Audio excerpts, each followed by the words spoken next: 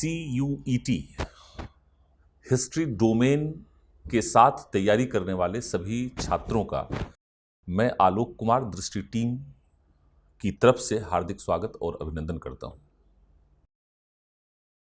YouTube पर पिछले session में हमने प्रैक्टिस सेट 2 के साथ में आप सभी लोगों के समक्ष सामने आया था, जिसमें आप सभी छात्रों ने ये कहा था कि सर यूनिट 3 बड़ा डिफिकल्ट लगता है और उससे संबंधित प्रश्नों पर आप चर्चा परिचर्चा करें और प्रयास करें कि इन चर्चा परिचर्चा के माध्यम से एक ब्रीफ, जितना संभव हो सके, एक ब्रीफ डिस्कशन यदि संभव हो सके तो आप कर दें, हम सभी छात्रों के हित में।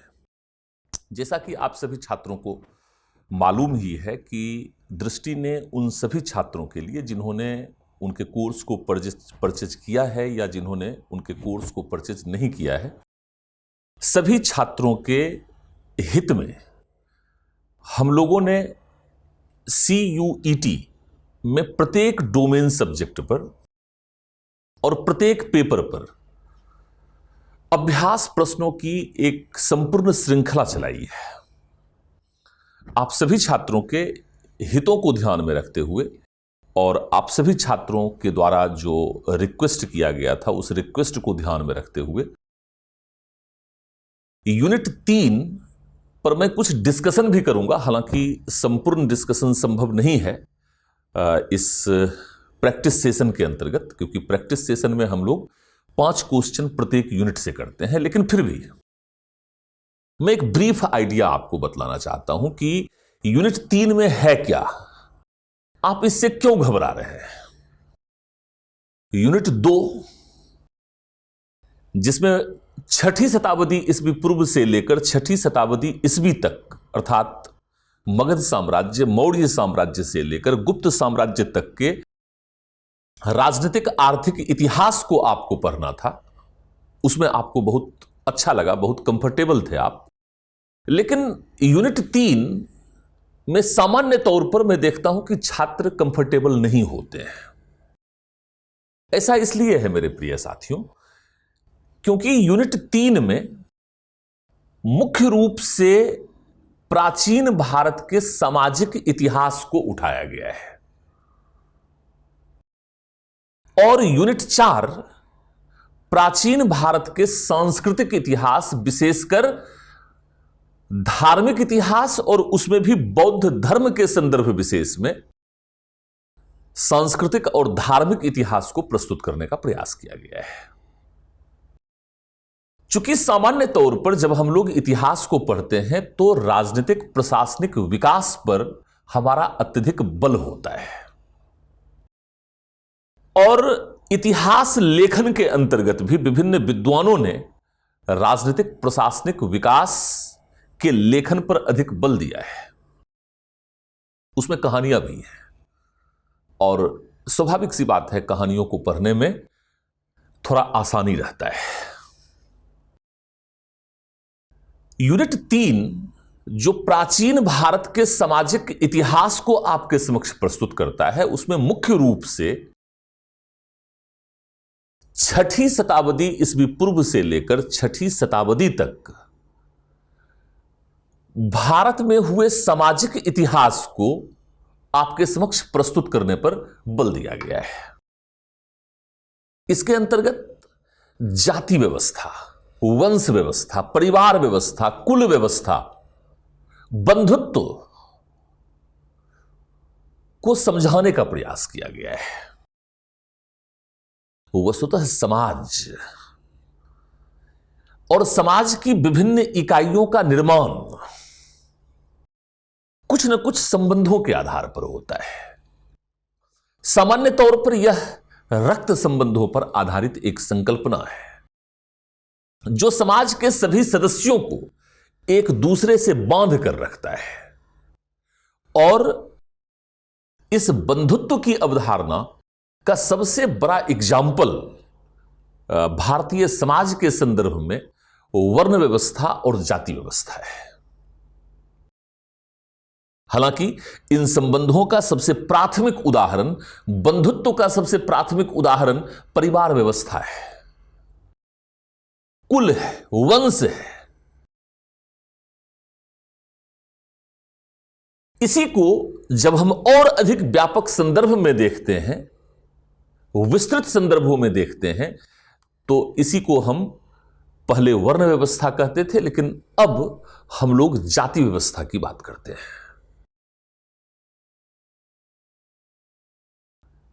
इस कारण से इस टॉपिक को समझने में थोड़ा सा परेशानी आपको होता है, और यह परेशानी सामान्य तौर पर लगभग सभी छात्रों को होता है। मैं इस संदर्भ में सबसे पहले तो यह कहना चाहूंगा कि इस पूरे टॉपिक में 3 इंपॉर्टेंट बातें हैं भारत के सामाजिक इतिहास के संदर्भ में। उन 3 बातों को समझने का प्रयास कीजिए। पहला, महाभारत की कथा को आपको समझना है। महाभारत की कथा या महाभारत में दिए गए उपदेश। महाभारत में 2 चीजें हैं, एक तो आख्यान है जिसे हम कथा कहते हैं। अपने ही परिवार के 2 भाइयों के बीच बंधुत्व है, भाईचारा है, लेकिन फिर भी राज्य को प्राप्त करने के लिए, शासन करने के लिए दोनों परिवारों के बीच ही जो संघर्ष हुआ है, उस संघर्ष की कहानी ही महाभारत के रूप में है। लेकिन इसके उपदेशात्मक भाग भी हैं, जिसके अंतर्गत कृष्ण युद्ध भूमि में अर्जुन को उपदेश देते हैं। यह उपदेश समाज के आचार विचार व मानदंडों को आदर्श रूप में स्थापित करने के लिए है। कई अर्थों में कथा में भी एक उपदेश या एक लेसन छुपा हुआ हो सकता है, और उपदेश में भी एक कथा छुपी हुई हो सकती है।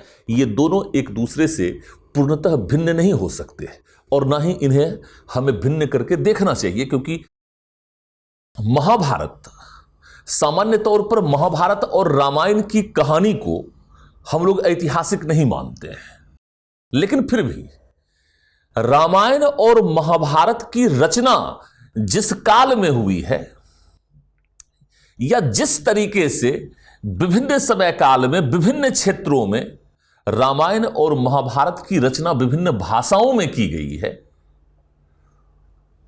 उसके अंतर्गत, उस मूल कहानी के अंतर्गत भी उस समय के समाज के आचार विचार, आचरण, व्यवहार, मूल्य व्यवस्था को समझने में हमें मदद मिलती है।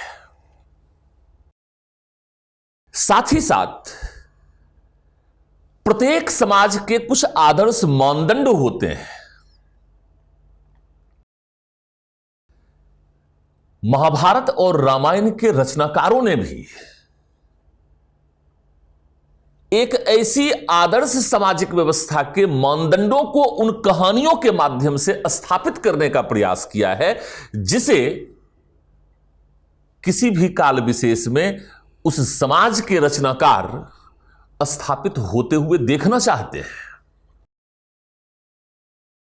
और जब कोई कहानी कही भी जाती है, तो कहानी से न सिर्फ उस समय जो भी उस कहानी को लिख रहा होता है उसके दृष्टिकोण के विषय में हमें पता चलता है, बल्कि हमें श्रोताओं की मन स्थिति को भी समझने में मदद मिलती है। कुल मिलाकर मैं ये कहना चाहता हूं कि यद्यपि रामायण और महाभारत की मूल कथा काल्पनिक है, लेकिन उस कथा के प्रस्तुतिकरण के अंतर्गत, चूंकि आप जानते हैं कि रामायण और महाभारत की कथा को विभिन्न समय कालों में, विभिन्न क्षेत्रों में, विभिन्न रचनाकारों के द्वारा प्रस्तुत और पुनर्प्रस्तुत किया जाता रहा है।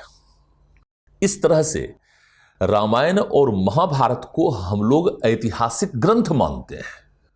ऐतिहासिक ग्रंथ के अंतर्गत हमारा यह तात्पर्य नहीं है कि यह जो मूल कहानी है वह ऐतिहासिक है, लेकिन जब उसे हम प्रस्तुत कर रहे होते हैं तो उस समय के सामाजिक, आर्थिक व सांस्कृतिक विकास के संबंध में हमें उस ग्रंथ से झलक मिलती है। इसलिए इतिहासकार इन ग्रंथों का उपयोग एक ऐतिहासिक ग्रंथ के रूप में करते हैं और विभिन्न काल विशेष में या प्राचीन भारत के संदर्भ में, चूंकि रामायण और महाभारत की रचना 6ठी शताब्दी ईस्वी पूर्व से लेकर 6ठी शताब्दी ईस्वी के बीच में कई बार कई चरणों में हुआ है, विभिन्न क्षेत्रों में हुआ है, इसलिए उस काल के इतिहास को समझने के लिए एक संदर्भ ग्रंथ के रूप में हम इसका उपयोग कर सकते हैं। एक तो इस बात को इस टॉपिक में समझना है। दूसरी बात, बंधुत्व को समझना है। जाति प्रथा, वर्ण व्यवस्था, कुल व्यवस्था, वंश व्यवस्था, पितृवंशिकता इत्यादि को समझना है। अर्थात पिता की मृत्यु के पश्चात पुत्र किस प्रकार उसके संसाधनों पर, उसकी संपत्ति पर, उसके अधिकारों पर अपने अधिकार का दावा प्रस्तुत करता है। भारत के कुछ क्षेत्रों में मातृवंशिकता का भी नियम रहा है, जैसे सातवाहनों के क्षेत्र में। लेकिन सातवाहनों के क्षेत्र में भी यद्यपि सातवाहन राजा अपने नाम के आगे माता का नाम तो लगाते थे, लेकिन फिर भी उत्तराधिकार के अंतर्गत वहां भी पितृवंशिकता को ही आप देखेंगे। प्राचीन भारत के विभिन्न राजाओं पर बातचीत करते हुए आप इस बात को भी समझ पाएंगे कि यह सही है कि वर्ण व्यवस्था और जाति व्यवस्था के अंतर्गत ब्राह्मणों ने यह दावा जरूर किया कि विभिन्न वर्णों के ये कर्तव्य हैं या विभिन्न जातियों से संबंधित लोगों के ये कर्तव्य हैं या ये पेशा है उनका। लेकिन इसके बावजूद भी समाज में जब आप वस्तु स्थिति का आकलन करेंगे तो आप इसमें विचलन देखेंगे। तो विचलन का मतलब है डेविएशंस, अर्थात सिद्धांत में कुछ है और व्यवहार और वास्तविकता में कुछ और है।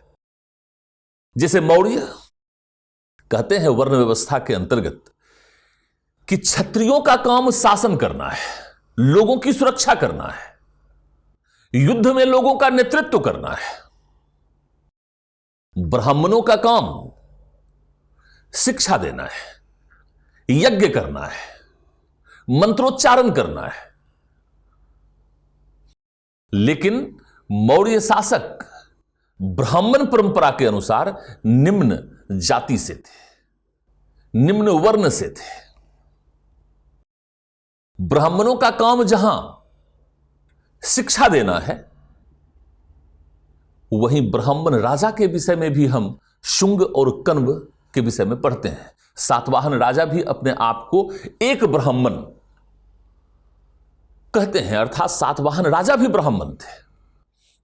और ब्राह्मण होने के बावजूद भी सातवाहन शासकों में कुछ शासकों ने, जिन्हें ब्राह्मण परंपरा के अनुसार विदेशी या म्लेच्छ या निम्न समझा जाता था, जैसे शकों को, तो शक शासक रुद्रदामन की पुत्री से वासष्ठी पुत्र पुलमावी का विवाह हुआ।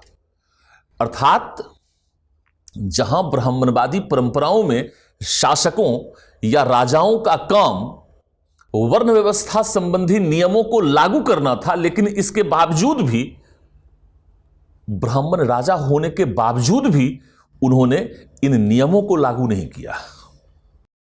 गुप्त शासक भी क्षत्रिय नहीं थे। और उत्तर मौर्य काल में शक, कुषाण, बाद में हून या पहलव जैसे कई विदेशी शासकों ने भी, जिन्हें ब्राह्मण परंपरा में म्लेच्छ या हीन या तुच्छ या निम्न माना जाता था, उन्होंने भी शासन किया। तो बिना वर्ण व्यवस्था को समझे आप इन सारी चीजों को समझ नहीं सकते हैं, जाति व्यवस्था को समझ नहीं सकते हैं। किस प्रकार से समय के साथ वर्ण व्यवस्था में परिवर्तन आया और वर्ण व्यवस्था किस प्रकार से जाति व्यवस्था बन गई। कहते हैं कि ब्राह्मण एक वर्ण है। अगर आप ऋग्वैदिक काल और उत्तर वैदिक काल का अध्ययन करेंगे तो ब्राह्मण एक वर्ण है। लेकिन इन ब्राह्मणों के अंतर्गत भी 16 प्रकार के ब्राह्मण हैं, जिनमें से ब्राह्मण भी एक प्रकार का ब्राह्मण है। अर्थात ब्राह्मणों के ही 16 प्रकार या जातियां या उपजातियां आपको देखने को मिल जाएगी। इसी प्रकार से वर्ण व्यवस्था कैसे बाद के काल में जाति व्यवस्था के रूप में परिणत हुई, इसे यदि आप नहीं समझेंगे तो प्राचीन भारत में जो सूक्ष्म सामाजिक परिवर्तन हो रहे थे, उन परिवर्तनों को आप नहीं समझ पाएंगे। और इस वर्ण व्यवस्था और जाति व्यवस्था से ही जुड़ा हुआ है विवाह। विवाह के संबंध में ब्राह्मणवादी परंपरा क्या है? क्योंकि वर्ण व्यवस्था और जाति व्यवस्था की रक्षा करने के लिए विवाह परंपरा के लिए भी ब्राह्मणों ने एक निश्चित नियम बना रखे थे, लेकिन व्यवहार में उन नियमों का पालन नहीं होता था। इसलिए वर्ण संकर की अवधारणा सामने आई, अस्पृश्य की अवधारणा सामने आई, अनुलोम प्रतिलोम विवाह की संकल्पना सामने आई। जैसे जैसे आर्य संस्कृति का प्रचार प्रसार विभिन्न सुदूरवर्ती क्षेत्रों में होता चला गया, विभिन्न जनजातियों के लोगों ने, विभिन्न लोगों ने वर्ण व्यवस्था में वो शामिल होते चले गए। और जो वर्ण व्यवस्था जब आप पढ़ते हैं तो आप पढ़ते हैं कि 4 वर्ण हैं, लेकिन जब जातियों के विषय में पढ़ते हैं तो 3000 से भी अधिक जातियां भारत में हैं। आखिर वर्ण व्यवस्था जो 4 था, वह आखिर किस प्रकार से 3000 जातियों के रूप में विकसित होता चला गया? जब आप इसको समझेंगे तब समाज में हुए सूक्ष्म परिवर्तन को आप समझ पाएंगे। और तब जो विदेशी विद्वान ये कहते हैं कि प्राचीन भारत का समाज गतिशील नहीं था, उस सामाजिक गतिशीलता को भी और उस सामाजिक परिवर्तन को भी आप बहुत सूक्ष्मता पूर्वक समझ पाएंगे। और इसका जो तीसरा अंश है, उसके अंतर्गत स्त्रियों के अधिकार क्या हैं, वर्ण व्यवस्था से संबंधित विभिन्न प्रकार के नियम क्या हैं, धर्मशास्त्र या धर्मसूत्र, अर्थात ब्राह्मण विधि या कानून की रचना करने वाले लोगों ने जो विभिन्न नियमों की रचना की है, जिसे हम धर्मशास्त्र और धर्मसूत्र कहते हैं, उसमें महिलाओं से संबंधित क्या नियम है, संपत्ति से संबंधित क्या नियम है, विवाह से संबंधित क्या नियम है। इसके अंतर्गत विभिन्न रचनाकारों ने किस प्रकार के विचार प्रस्तुत किए हैं। 6ठी शताब्दी ईस्वी पूर्व से लेकर 6ठी शताब्दी ईस्वी के बीच जब आप इसको पढ़ेंगे तब आपको यह टॉपिक बहुत अच्छे से समझ में आएगा। इसलिए पूरी चर्चा परिचर्चा तो खैर संभव नहीं है, लेकिन एक आउटलाइन हमने जरूर आपको देने का प्रयास किया है। आइए अब कुछ प्रश्नों के माध्यम से अपने अध्ययन को हम आगे बढ़ाते हैं। पहला प्रश्न यह कह रहा है कि एक इकाई अर्थात एक यूनिट, समाज की एक इकाई, एक रिश्तेदार समूह या जाति या एक ही इलाके में रहने वाले समूह के भीतर विवाह करने को क्या कहा जाता है? तो ये अंतर्विवाह है या एंडोगेमी है। और जब एक इकाई या एक रिश्तेदार समूह या एक जाति या एक ही इलाके में रहने वाले एक समूह के लोग दूसरे से विवाह करते हैं तो वह बहिर्विवाह या एक्सोगेमी कहलाता है। क्लियर है? आगे बढ़ते हैं दूसरे प्रश्न पर। डैश में युद्धों, जंगलों, महलों और बस्तियों का विशद वर्णन किया गया है। अर्थात जब आप महाभारत की कथा पढ़ेंगे, जो स्वजनों के बीच में, भाई बांधवों के बीच में युद्ध का एक बड़ा सजीव चित्रण करता है, जब आप उसको पढ़ेंगे तो उसमें युद्ध भी आपको मिलेंगे, जंगल भी मिलेंगे, महल भी मिलेंगे, बस्ती भी मिलेंगे। तो महाभारत के अंतर्गत युद्धों, जंगलों, महलों और बस्तियों का बड़ा ही सजीव या बड़ा ही विस्तृत या बड़ा ही विशद वर्णन किया गया है। तीसरे प्रश्न पर आते हैं।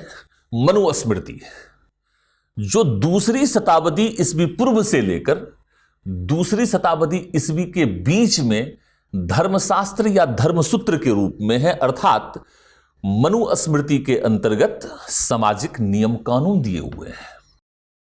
सबसे पहले इस प्रकार के धर्मशास्त्र या धर्मसूत्र छठी या 5वीं शताब्दी ईस्वी पूर्व में उभर कर सामने आई, जब आपस्तंभ, गौतम, वशिष्ठ जैसे ब्राह्मणों ने सामाजिक नियमों से संबंधित ग्रंथों को लिखना शुरू किया।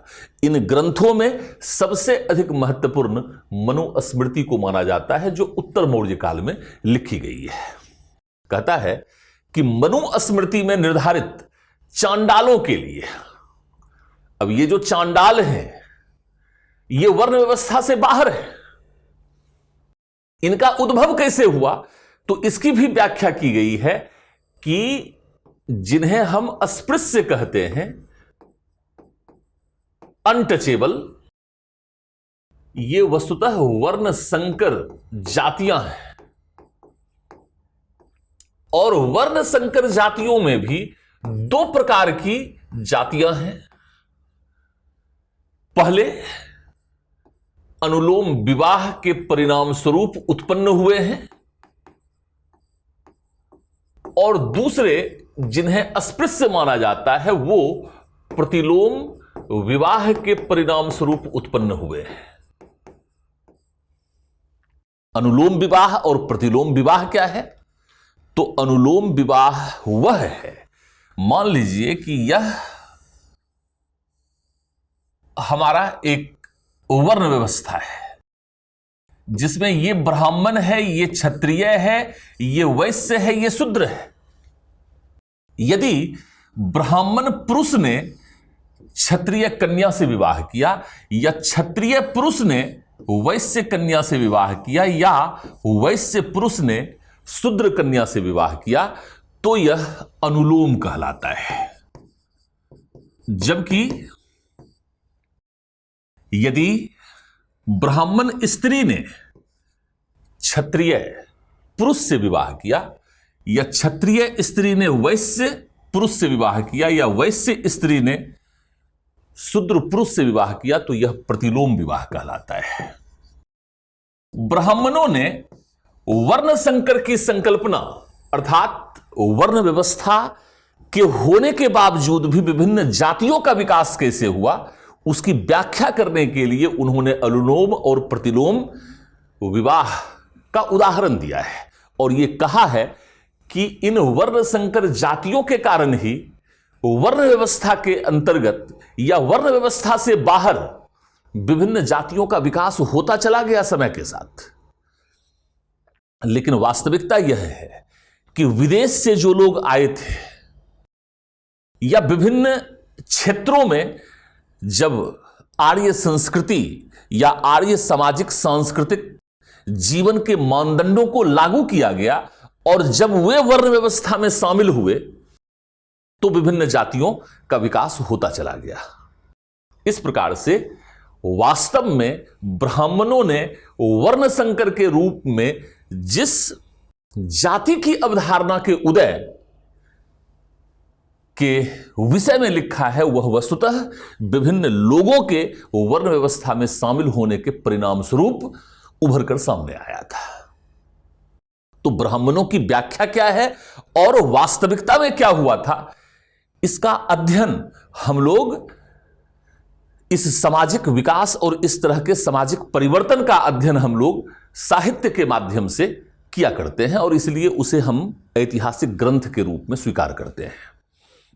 तो अब कह रहा है कि मनुस्मृति में निर्धारित चांडालों के लिए कर्तव्यों के बारे में निम्नलिखित में से कौन सा सही है, कौन सा गलत है, गलत स्टेटमेंट पूछ रहा है। तो पहला कहता है कि जो अस्पृश्य थे, अर्थात जिन्हें छूना मना था, जैसे चांडाल, ये गांव के बाहरी इलाकों में रहते थे। तो ये बिल्कुल सही है।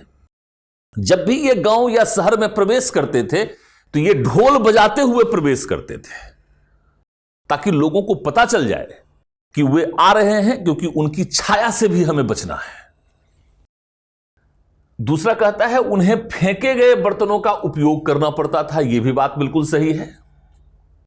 तीसरा कहता है उन्हें ग्रामीणों के पुराने कपड़े और सीपियों से बने आभूषण पहनने होते थे, यही गलत है। चौथा कहता है कि जल्लाद के रूप में सेवा करना या उन लोगों के शवों का निपटान करना उनका कर्तव्य था जिनके रिश्तेदार नहीं होते थे। तो आज भी यदि आप ग्रामीण क्षेत्रों में जाएंगे तो ऐसे कुछ लोग आपको देखने को मिल सकते हैं। यह सही है या गलत है, मैं इस बात को जस्टिफाई नहीं करता, मैं तो इतिहास का शिक्षक हूं, जो कुछ इतिहास में है उसे मैं बता रहा हूं। तो गलत कथन चुनने के लिए कह रहा है, सी जो है वह गलत है। नेक्स्ट प्रश्न पर आए। निम्नलिखित में से कौन सा युग्म सुमेलित है? आदि पर्व संस्कृत महाभारत का पहला खंड है, यह बिल्कुल सुमेलित है। दुर्योधन गांधारी के सबसे बड़े पुत्र हैं, यह भी सुमेलित है। तीसरा, हिडिंबा भीम की पत्नी है, इससे उत्पन्न जो पुत्र हुआ वही घटोत्कच था। महाश्वेता देवी मराठी लेखिका है, बेसिकली ये बांग्ला लेखिका हैं और हिंदी में भी इनकी जो रचनाएं हैं इनका अनुवाद हुआ है, उसे हिंदी में भी प्रस्तुत किया गया है। 1996 में इन्हें ज्ञानपीठ पुरस्कार, जो साहित्य के क्षेत्र में सबसे बड़ा पुरस्कार माना जाता है, वह 1996 में इन्हें दिया गया।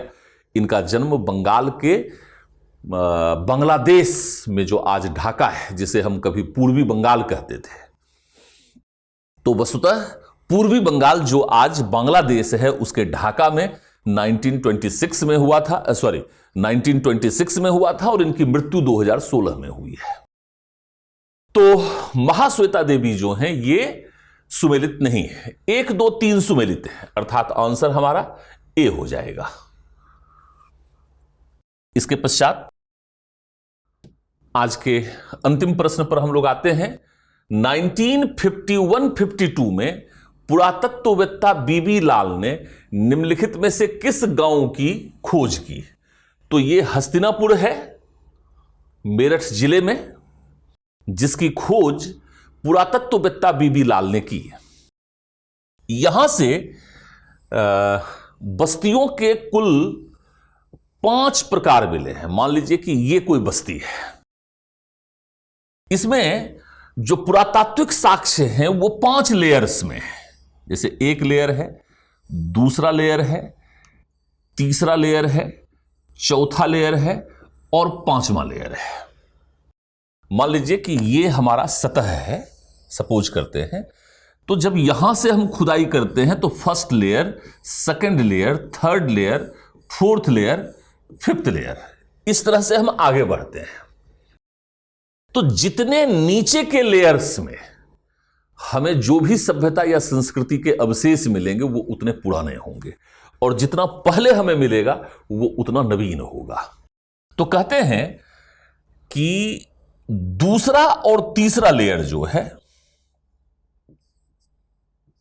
दूसरा और तीसरा लेयर जो है वह संभवतः यहां से जो भी अवशेष हमें मिले हैं वह संभवतः हस्तिनापुर से संबंधित हो सकता है। लेकिन सवाल यह है कि दूसरे और तीसरे लेयर्स में जो साक्ष्य हमें मिले हैं और महाभारत में हस्तिनापुर का जो शानदार विवरण दिया गया है, बड़े बड़े नगर, बड़ी भारी जनसंख्या, सुंदर सुंदर महल, तोरण द्वार, उस तरह की संरचना यहां से नहीं मिली है। मिट्टी और सरकंडे से बने मकान मिले हैं, कच्ची ईंट का प्रयोग मिला है और नालियों की व्यवस्था, पानी के निकासी की बड़ी साधारण व्यवस्था हमें वहां से दृष्टिगोचर होता है। इसलिए यह माना जाता है कि यदि हस्तिनापुर की जो यह खुदाई बीबी लाल के द्वारा की गई है, यदि वह हस्तिनापुर है तो वो बहुत ही सामान्य प्रकार का विकास बतलाता है। इसलिए स्वाभाविक रूप से बीबी लाल के द्वारा हस्तिनापुर की खोज किए जाने ने भी यह सिद्ध कर दिया है कि वस्तुतः महाभारत की रचना बहुत बाद के काल में हुई थी, इसलिए उस प्रकार के वर्णन वहां पर हमें मिलते हैं। इन सभी बातों को हम लोग देख सकते हैं, पढ़ सकते हैं। पुनः अगले डिस्कशन में मैं आपके समक्ष उपस्थित होऊंगा और एक और टॉपिक अब हम लोग अध्याय 4 लेंगे। तो अध्याय 4 पर आप लोगों से मैं बातचीत करूंगा और उस टॉपिक का भी एक ब्रीफ समरी मैं आपको समझाने का प्रयास करूंगा। और भी कोई सुझाव यदि आप देना चाहते हैं तो मैं आपका स्वागत करता हूं। CUET के एग्जामिनेशंस में हम लोग दृष्टि के अंतर्गत जो कोर्स चला रहे हैं, जो रेगुलर कोर्स के रूप में है, जो दृष्टि लर्निंग ऐप के माध्यम से आपके लिए उपलब्ध हो रहा है, और साथ ही साथ जो बुकलेट हम लोगों ने तैयार करवाया है, साथ ही साथ प्रत्येक चैप्टर में प्रत्येक यूनिट के बाद जो प्रैक्टिस सेट हम लोगों ने दिया है, मेरा व्यक्तिगत अध्ययन यह कहता है कि हम लोग जिस पैटर्न पे काम कर रहे हैं उस पैटर्न से बाहर कुछ भी पढ़ने की जरूरत आप लोगों को नहीं है। बिल्कुल सफिशिएंट स्टडी मटेरियल आपको दिया गया है, प्रैक्टिस सेट आपको दिया गया है, और दृष्टि लर्निंग ऐप के थ्रू प्रत्येक जो हिस्ट्री डोमेन में जो 15 यूनिट्स हैं उस पर कंप्लीट जो क्लास आपको दी गई है वो आपके लिए सफिशिएंट है। तो इसका लाभ आप लोगों को जरूर से जरूर उठाना चाहिए। बहुत बहुत धन्यवाद। पुनः हम लोग मिलते हैं ताकि आप अच्छे से अच्छे विश्वविद्यालय में अच्छे से अच्छे रैंक को स्कोर कर आप अच्छे से अच्छे विश्वविद्यालय में पढ़ सकें और अपने सपनों को एक उड़ान दे सकें। बहुत बहुत धन्यवाद। Thank you.